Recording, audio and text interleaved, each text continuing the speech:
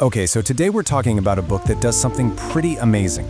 It's a book that pretty much everyone who reads it has the exact same reaction. It will absolutely break your heart, but somehow it puts it back together again, even stronger than before. The book is Anxious People by the one and only Fredrik Backman. And if you've read any of his other stuff, you already know what a master he is. He just has this way of writing about anxiety and grief and just the messy business of being a human with so much empathy that you find yourself laughing right through the tears. It's incredible. And this quote right here, this is basically the thesis statement for the whole story. What Backman is saying is, look, it's so easy to look at other people and think they're idiots, but we forget how unbelievably hard it is just to be a person. So yeah, in a way, we are all just idiots, trying our absolute best to make it through the day. And our story kicks off with one of those trying our best moments that goes completely, hilariously, horribly wrong. It all starts with a bank robbery that was, well, a total disaster from the very first second. I mean, you couldn't make this up. It's a perfect storm of failure. So you've got this desperate parent who needs money to keep custody of their kids, and in a moment of sheer panic, they try to rob a bank with a toy pistol. And the first problem? It's a cashless bank. A complete bust. So, freaking out, they run across the street and bolt into the first open door they find, which just so happens to be an open house for an apartment for sale. And just like that, a failed bank robber becomes an accidental hostage taker. And this, right here, is where the real story begins. Because these are not just some random hostages. Oh no. They are a collection of total strangers, and every single one of them is privately wrestling with their own massive anxieties, their own secrets, their own heartaches. So first up, we meet Zara. She's a bank executive who looks like she has it all figured out. She's smart, she's cynical, and she truly believes the whole point of having money is to buy yourself distance from other people. But underneath all that, she's so consumed by loneliness and guilt that when the robber actually points the toy gun at her, she's not even scared, she's just surprised that she doesn't actually want to die. Then you've got Roger and Annalena. On the surface, they are that couple. You know the one. They show up at every open house, kick the baseboards, complain about the fixtures, all to try and drive the price down. But the reality is just heartbreaking.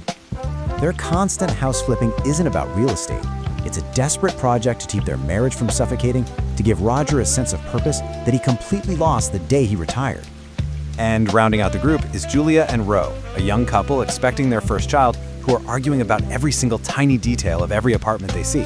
But you quickly realize their fights aren't really about closet space. They're about this deep, shared terror of becoming parents. Because both of them come from really traumatic childhoods, they're just scared they're going to fail at the one thing they want most in the world, being good parents.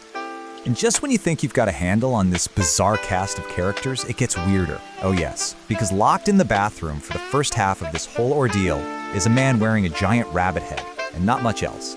His name is Lennart, and he's a professional disruptor hired to, sabotage apartment viewings, because of course he is.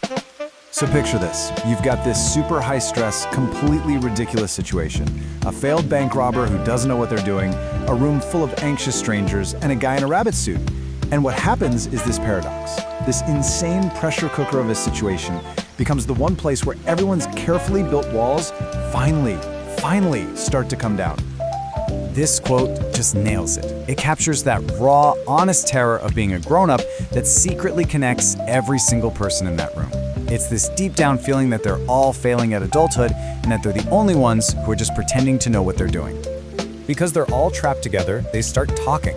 I mean, really talking. They start sharing their deepest fears, their most painful secrets, their quietest hopes. These total strangers begin to see the real person in each other, and this chaotic apartment somehow becomes the safest space any of them have ever known. And through all these confessions and these unbelievable connections, the book really gives us what feel like 3 essential, life-changing lessons on how to be a human being in this messy, anxious world of ours. So, lesson number 1 is all about failure. The bank robber is convinced their life is totally over because of this one horrible mistake. But the hostages, in their own broken, beautiful ways, start to show them that one failure doesn't define who you are. It's what you do next that really matters. This beautiful, beautiful line comes from the wife of one of the police officers who has passed away. And it's this idea that life is about taking risks. It's about being willing to venture out into the storm, even if you might sink. Because if you just stay safe in the harbor, you never actually get to live. The second lesson is about loss.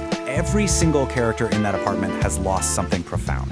A spouse, a job, a dream, the person they thought they were going to grow up to be. The story never shies away from how much that hurts, but it also shows us how we find the strength to somehow keep going. And this quote just captures that spirit perfectly. It's about finding a reason to hope, a reason to build something, a reason to live, even when you know that loss is a part of life. It's this beautiful act of defiance against despair. And finally, we get to the hardest lesson of all, forgiving yourself. So many of the characters are just trapped by their own guilt, carrying their mistakes around like this heavy physical weight. And this brings us right back to Zara, the bank executive. For a decade, she's carried this unopened letter from a man who took his own life after a financial crisis, and she's been convinced it's full of blame. But there, in that apartment, she finally opens it, and the 5 words inside are, "It's not your fault." And that's her moment, the moment of catharsis, the moment she finally allows herself to just breathe. You know, this brings us to the real heart of why this story hits so hard for so many people. Because that apartment, it isn't just a setting, it's a metaphor for our own lives. The book is really asking us to think about this, right? Aren't we all, in our own way, hostages to our own private anxieties? We put on this brave face for the world, but inside, we're all just trying desperately to hold it all together. And Backman just gets the little details of this modern anxiety so perfectly. It's the big things, yeah, like trying to be a good parent, but it's also the small, infuriating stuff like a USB cord that is somehow never ever the right way up on the first try. He shows us that these feelings of just not being good enough are completely, totally universal. Ultimately, this whole story is a message of grace. It's like a permission slip to be imperfect, to be messy, to be an idiot sometimes. Because guess what? Everyone else is too. We're all just pretending. And that's the final beautiful takeaway. In a world that feels so full of anxiety and chaos, what are we supposed to do? Well, we do our best. We plant our little apple trees, and we save those we can. It's such a simple, powerful call for compassion, for other people, and maybe most importantly, for ourselves. If any of this resonated with you, I truly can't recommend picking up the book enough. It's a journey worth taking.